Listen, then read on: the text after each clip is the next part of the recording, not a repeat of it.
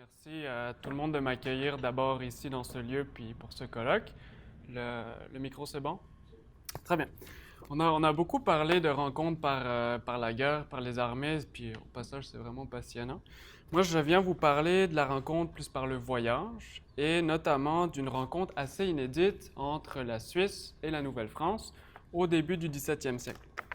Alors, on sait, vous savez probablement que Genève s'était déjà engagée au Brésil, notamment sous l'impulsion de Calvin et de Villegagnon, mais ce dont je veux parler est assez différent. Il s'agit plutôt d'étudier la rencontre entre la Suisse et la Nouvelle-France dans le regard d'une tierce personne. On parlait de changer le côté un peu binaire. Ici, je vais vous parler de Marc Lescarbot. Pour ceux qui ne le connaîtraient pas, Lescarbot est un voyageur français qui a participé au début des années 1600 à l'exploration de la Nouvelle-France. Il passe un hiver à la colonie de Port-Royal en Acadie et à son retour en Europe, il écrit un gros ouvrage, L'histoire de la Nouvelle-France, que l'on considère comme une pièce très précieuse sur l'histoire de cette époque. Lescarbot, c'est aussi un poète, c'est aussi un penseur. Il écrit les premiers vers inspirés par la réalité américaine, il compare les peuples entre eux et surtout, il met toute son énergie à défendre une politique coloniale de conquête. Malheureusement pour lui, le roi de France lui refuse le droit de repartir en Nouvelle-France. Donc, en attendant, il visite la Suisse en tant que secrétaire de l'ambassadeur. En 1618, il publie un long poème intitulé Le tableau de la Suisse. Comme vous le voyez, il n'y a pas encore de vraie édition de ce texte. Et dans ce texte, il décrit le pays. C'est un texte encore très peu connu et pourtant je le trouve fascinant. C'est l'objet de ma thèse. Lescarbot essaie d'y prouver sa valeur dans l'espoir de repartir en Nouvelle-France. Et en filigrane, on voit toujours transparaître ses préoccupations coloniales. Surtout, ce texte inverse l'ordre habituel de la rencontre entre l'Europe et l'Amérique. En effet, Lescarbot a vu l'Amérique avant de voir la Suisse. Donc, dans son regard, l'altérité amérindienne précède l'altérité helvétique. Les figures se superposent, les mythes se conjuguent. C'est ce que je veux étudier avec vous aujourd'hui en partant d'un mythe particulier, celui de l'âge d'or, qui traverse autant le tableau de la Suisse que l'histoire de la Nouvelle-France. Donc historiquement, les premiers voyageurs en Amérique font un portrait assez négatif de ce qu'ils voient. Les terres sont incultes, les peuples sont sauvages. Et au contraire, les poètes, les penseurs, ceux qui ne font qu'en entendre parler, ont tendance à rêver de ces terres et de ces peuples lointains. Pour reprendre la formule de Bernard Raymond, que je trouve en fait très synthétique et assez rigolote, leur idéalisation paraît inversement proportionnelle à leur fréquentation quotidienne. Autrement dit, moins on fréquente les peuples inconnus, plus on les idéalise. Lescarbot, quant à lui, fait figure d'exception. À la fois poète et voyageur, il donne une image nuancée des Autochtones. Surtout, il refuse de voir les Amérindiens comme une race damnée et bannie par Dieu. En réfléchissant à leur origine, c'est là qu'on arrive à mythe de l'âge d'or, il suppose plutôt, je cite, que quelques mariniers, marchands et passagers, surpris de quelques vents en mer, auraient été portés en cette terre, et là, par aventure, auraient fait naufrage, si bien que se trouvant nus, ils auraient été contraints de vivre de chasse et de pêcherie, et se couvrir des peaux des animaux qu'ils auraient tués, et ainsi auraient multiplié et rempli cette terre. Lescarbot essaie ainsi de ramener ce qu'on appelle les sauvages dans le cercle de l'humanité, excusant leurs coutumes par la nécessité et le malheur. Et puisque ces hommes et ces femmes ont été réduits en état de nature, au moins ils ne sont pas corrompus, et on pourra leur imprimer plus facilement la parole du salut. Alors si Lescarbot est un homme de son temps, au moins est-il convaincu d'une unité de l'humanité, et il donne une image généralement positive de l'altérité amérindienne. Une image parfois meilleure que celle de ses concitoyens, dans le fond une image presque idéale. Plusieurs chercheurs ont donc étudié le mythe de l'âge d'or dans l'histoire de la Nouvelle-France, le livre, et leurs résultats sont étonnants. On sait que ce mythe, bref rappel, remonte à l'Antiquité. Vous connaissez sans doute les lieux imaginaires qui y sont attachés, l'Arcadie, la Terre promise, le pays de Cocagne, ça se décline. On sait qu'après l'âge d'or vient l'âge d'argent, puis de bronze, de fer, et que le monde va ainsi en se dégradant. Pour les hommes de la Renaissance, ce mythe est indissociable d'une certaine nostalgie. Pourtant, dans les textes de Lescarbot, c'est presque le contraire. Comme l'écrit Bernard Raymond, et je le cite, « Au lieu de viser essentiellement une vision sacrée du passé, La mythologie chez l'escargot est étroitement associée à l'action. Elle l'appelle et la renforce. Elle est préparation à l'action. Rien d'étonnant à ce qu'elle soit tournée vers le futur, projection futuriste, fiction dynamisante. On la retrouvera ainsi dans le discours de l'escargot lorsqu'il essaye d'inciter ses contemporains, à commencer par les rois, à la conquête ou à l'élaboration d'un monde meilleur, vers le futur. Aymon parle ainsi d'un mythe proto-actif. Je dirais proactif, mais dans le fond, la phrase est quand même juste. Cette interprétation s'oppose sensiblement à la thèse de Paolo Carril. Lui, en étudiant les mythes dans le récit, avait jeté un sérieux doute sur la capacité des voyageurs à percevoir l'altérité. Il considère notamment que les mythes entravent le regard, pour paraphraser son titre. Les mythes déterminent ce qu'on voit, ce qu'on comprend. Carril en conclut que les voyageurs en Amérique n'ont vu au final que le miroir de leur civilisation. Pourtant, les chercheurs qui parlent de l'escargot n'arrêtent pas de répéter à quel point c'est un bon observateur, attentif, méticuleux, sans parti pris. L'interprétation de Bernard Aymon a donc l'avantage de redonner sa lucidité au regard du voyageur. Les travaux de Carril ne sont pas faux pour autant, loin de là, mais j'ai choisi d'étudier le mythe de l'âge d'or non comme une entrave au regard, mais plutôt comme un artifice littéraire qui vise à saisir l'altérité et à susciter l'action du lecteur. D'ailleurs, les conclusions de Bernard Aymon rejoignent sensiblement mes recherches sur le tableau de la Suisse. Dans son poème, l'escargot utilise aussi le mythe de l'âge d'or, alors qu'il s'agit de deux territoires très différents. La Suisse est juste à côté de la France, c'est un peuple qu'on connaît bien, il y a des relations, il n'y a donc pas une altérité aussi radicale que par rapport à la Nouvelle-France. L'escargot appliquerait donc un même mythe à deux réalités que rien ne semble rapprocher. Alors, est-ce que l'âge d'or helvétique, que je vais développer un peu, serait différent de l'âge d'or amérindien? Est-ce qu'ils se superposent dans le discours? Et surtout, si le mythe a pour fonction de susciter une action coloniale, que faut-il conclure de son application à l'altérité helvétique? Au sujet de la Suisse, le discours des voyageurs est tout aussi contrasté que pour l'Amérique. Des poètes comme Joachim du Bellay en ont fait un tableau très noir décrivant le territoire comme sauvage, terrifiant, et condamnant le peuple pour avoir adopté la religion protestante. Une fois de plus, l'escargot fait partie de ceux dont le regard est un peu moins sévère. Plus que cela, le tableau de la Suisse est un véritable éloge du territoire, des mœurs et des valeurs suisses.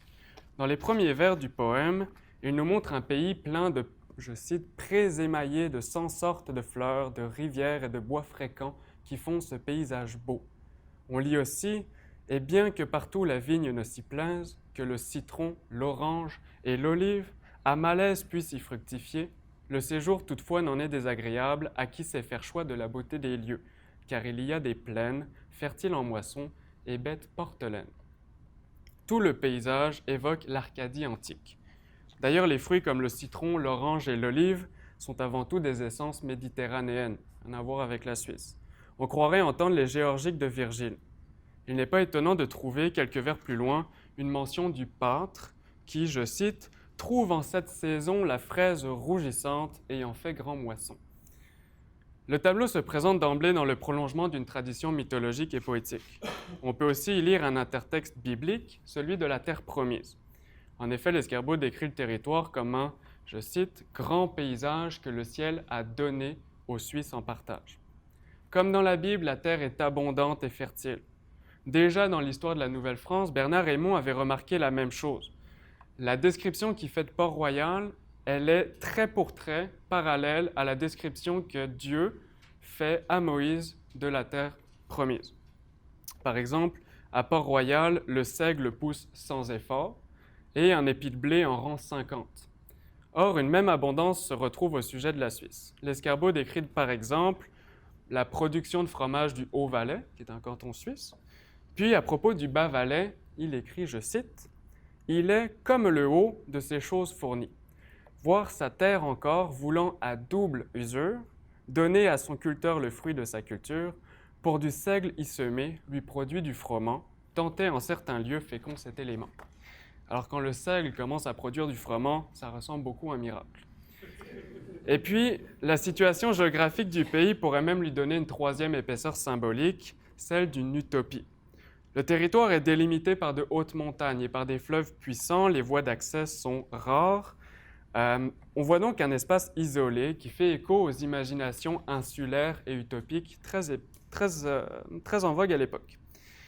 L'escargot a donc souci de donner une image superlative du pays, où la bonté du sol rejoint le bien moral et le bien religieux.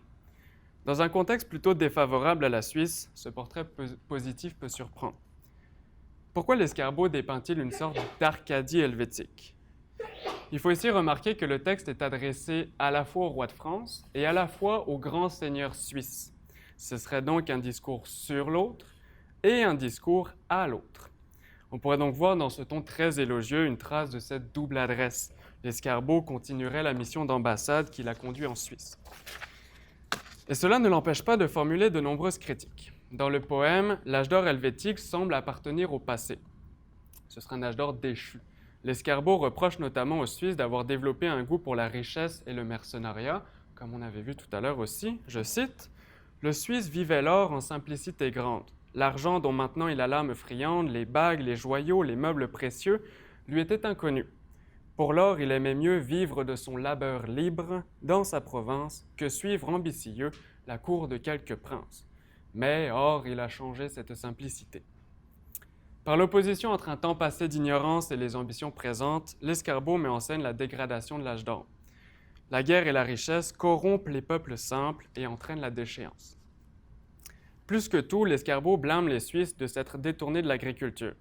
À ce sujet, son discours est invariable. La première mine, dit-il, c'est d'avoir du pain, du vin et du bétail. Et cela s'applique aussi aux Français et aux Amérindiens. Les Français cherchent obstinément de l'or, les Amérindiens ont un mode de vie nomade. D'ailleurs, afin de les convertir, l'escargot propose de les assimiler au mode de vie agricole, faisant de la culture la première étape de l'évangélisation. Alors qu'en quelques années plus tard, il découvre en Suisse qu'il y a des chercheurs de cristal, sa fibre civilisatrice se réveille. Il mentionne l'intérêt économique du commerce, mais il écrit ensuite « Cela pourtant ne rend votre terre fertile, et n'est vu parmi vous pas une bonne ville. La quête du cristal n'est de petit labeur, et toujours en cherchant ne nous suit le bonheur. Si qu'il faut se résoudre à longue patience, sous les neiges couchées, et porter sa dépense. » La figure de l'Amérindien se devine derrière le portrait du chercheur de cristal, ramené par des souvenirs de neige, de chasse et de fardeaux à porter. Et les villes, signes de la sédentarité, sont ici jugées mauvaises. Donc oui, les Suisses ont un bon naturel, leur territoire est riche, mais cet âge d'or comporte deux failles. D'abord, la corruption morale par l'appât du gain, ensuite une certaine lacune sur le plan de la civilisation. Comment ne pas reconnaître les échos de la mission coloniale en Nouvelle-France? L'escargot reproduit dans son rapport aux Suisses les mêmes paradigmes qui structurent la rencontre entre les Amérindiens et justifient l'intervention française. Dans le tableau de la Suisse, les seules villes présentées comme corrompues sont celles qui se sont éloignées de l'alliance avec la France. C'est le cas notamment de la ville de Lucerne, dont le portrait est très ambivalent. D'abord, l'escargot énumère toutes les divisions qui déchirent la ville entre les partisans du roi de France, du roi d'Espagne, du duc de Savoie, puis il plaide pour un retour vers l'alliance française. Il dit à Lucerne « Mais Lucerne, je veux te mettre en souvenance que de nos rois tu tiens ta plus sûre alliance, laquelle tu te dois chèrement conserver si tu veux ton repos longuement éprouvé. » Cet argument diplomatique repose sur une relecture du passé qui place la France au centre de tous les bienfaits reçus par Lucerne. De la sorte, l'escargot élabore un nouveau mythe des origines qui met la Suisse sous tutelle française. Il dit encore « Et si tu veux encore chercher de tes églises l'origine, les biens, les droits et les franchises, tu y rencontreras partout la piété de nos lois, l'auteur et de leur parenté, si bien que tu ne peux être autre que Françoise si tu veux éviter du reproche la noise. » C'est un formidable tour de force. En expliquant la dégradation de l'âge d'or par l'éloignement du modèle français, l'escargot laisse aussi entrevoir la possibilité d'un retour à l'état premier. Indirectement, cela réaffirme la supériorité gallicane dont le voyageur est convaincu. Comme pour la Nouvelle-France, comme pour le monde entier, c'est au roi de France qu'appartient le privilège d'éclairer les peuples. L'excellence d'une nation se mesure à la conformité avec les mœurs françaises, ce qui se vérifie plusieurs fois dans le texte. Et comme nous l'avions déjà mentionné, ce travail symbolique sur les origines est tourné vers le futur. L'escargot fait miroiter un avenir de paix et de repos sous protection française qui sonne presque, à vrai dire, comme une menace. Le message ne pourrait pas être plus clair dans l'adresse au Seigneur. « J'aime et honore votre nation », écrit-il, laquelle, tant qu'elle sera liée d'amitié avec notre France, n'aura rien à craindre que le ciel, ainsi qu'elle a heureusement éprouvé depuis 165 ans. L'action suscitée par le texte ne se réduit cependant pas à cela. Elle est réciproque. Si d'un côté les peuples doivent reconnaître et s'assimiler à la supériorité française, il appartient aux rois, aux clergés et aux riches d'investir dans le développement de ces pays vassaux. L'Escarbot multiplie les exemples historiques qui mettent en scène l'intervention de la noblesse française. Au sujet de la ville de Soleure, il parle de la dévote Bertrade qui, je cite, « comme les rois anciens, brûlait d'un désir enflammé de voir le nom de Dieu hautement réclamé. » Il raconte qu'elle a voulu honorer la ville et l'Église par la fondation d'un monastère.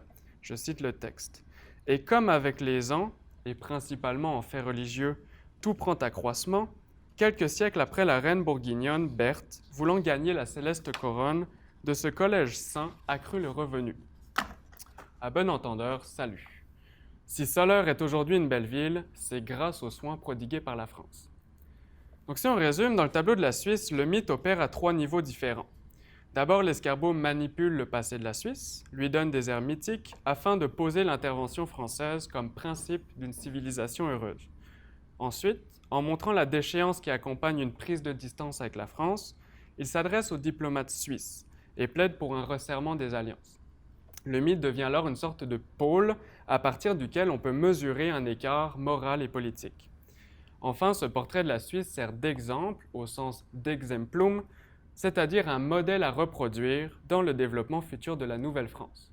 Le tableau se transforme en vision futuriste, en projection de ce que serait l'Acadie si le roi et le clergé y investissaient leurs efforts. Cette rhétorique amène un rapprochement inattendu entre les peuples de la Suisse et de la Nouvelle-France. On retrouve la même infantilisation, la même mise sous tutelle. Le Suisse, lui aussi, est une sorte de bon sauvage, un peu superstitieux, dont le naturel, simple et vierge, ne demande plus que l'impression du modèle français. Plus encore, l'alliance avec les Suisses, comme avec les Amérindiens, revêt une grande importance militaire. On le voit dans le portrait de Schwytz. Le village, parce qu'il se trouve dans un lieu riche et abondant, permet aux habitants de vivre, je cite, « sans travail, du fruit du pâturage, et cette oisiveté fait qu'ils aiment la guerre, et porter aux côtés le luné cimeterre. » L'âge d'or dans lequel vivent les Suisses, cette abondance providentielle, les soulage des travaux de la terre. Ils peuvent donc se consacrer à la guerre. Pour l'Escarbot, le peuple helvétique constitue une sorte de réservoir de soldats mobilisables contre le roi d'Espagne. Et son raisonnement se justifie justement par une vision mythique de la Suisse. La stratégie était la même en Nouvelle-France. Le parallèle entre le discours est assez frappant. Pour preuve, l'Escarbot se présente au début du texte non comme demi-villageois, mais comme demi-suisse ou demi-sauvage des Terre-Neuve. Il se compose ainsi un ethos hybride. Sa plume est marquée par une double influence dans laquelle l'altérité suisse se superpose à l'altérité amérindienne. Mais pour terminer, qu'en est-il de la France, de cette grande identité française vis-à-vis de ces deux altérités superposées? En essayant de conjuguer la supériorité française avec un portrait idéalisé de la Suisse, l'Escarbot voit apparaître malgré lui des failles. C'est comme s'il y avait un prix à payer pour présenter la Suisse sous un jour aussi idéal. D'abord, l'Escarbot n'est pas dupe et se souvient des troubles sanglants qui ont agité la France. Les catholiques et les protestants s'entretuent, le roi est assassiné, les jésuites agissent dans les coulisses de la politique. L'Escarbot, dans le regard qu'il pose sur la Suisse, en devient nostalgique de l'ancienne simplicité française. Le mythe de l'âge d'or rejaillit sur le mythe du bon Gaulois, par un effet de miroir. La ville de Bâle apparaît ainsi comme une relique des anciens temps. Voici ce qu'il en dit. « C'est en cette cité que le grand parlement de cette nation se tient communément. Parlement non semblable à ceux de notre France, où des procès sans fin ne peut mourir l'engeance, mais à ceux que jadis tenaient nos premiers rois, quand ils voulaient donner à leur sujet des lois. » Par ailleurs, si l'Escarbot blâme les Suisses de s'être détournés de l'agriculture, comme on a vu tout à l'heure, il soulève quand même un doute à propos des causes de cette corruption. Il dit « Nous voyons le Suisse plus altier, et plutôt de Bellone, donc de la guerre, embrasser le métier, depuis le bourguignon mis en déconfiture, qu'aimait comme devant la champêtre culture. Nos guerres de Piémont l'ont pu semblablement, et nos troubles induire un tel changement. Ainsi, la France, et nommément le roi Henri III, son nom apparaît en marge, serait partiellement responsable de la corruption des peuples simples. Cela montre que malgré tout, Lescarbot reste lucide quant à la fragilité du programme colonial. Il entrevoit le danger qui réside dans le fait de civiliser les peuples alors que la France elle-même se déchire. Enfin, l'enthousiasme de Lescarbot pour les Terre-Neuves se heurte à l'attachement des peuples pour leur territoire.